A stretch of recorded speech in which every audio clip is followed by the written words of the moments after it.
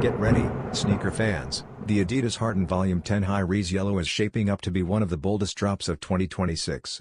With the Harden Volume 10 roadmap forming earlier than expected, this high-energy colorway joins other teased releases like the All-Star, Year of the Horse, and Hellcat editions. The Volume 10 keeps the familiar silhouette from the Volume 9, but completely switches up the materials by introducing a fully enclosed upper built with rippled lines that spread from the forefoot, giving it a look many compare to the iconic Reebok Shaqnosis. Drenched in bright high-res yellow, contrasted with a black inner bootie and orange traction zones, this pair truly pops, especially when hit with flash, thanks to its reflective exterior. Expected to retail for $160, the Harden Volume 10 High Res Yellow is set to spark buzz across basketball courts and sneaker communities as it lands sometime in 2026. Perfect for viewers following upcoming sneaker releases and performance upgrades.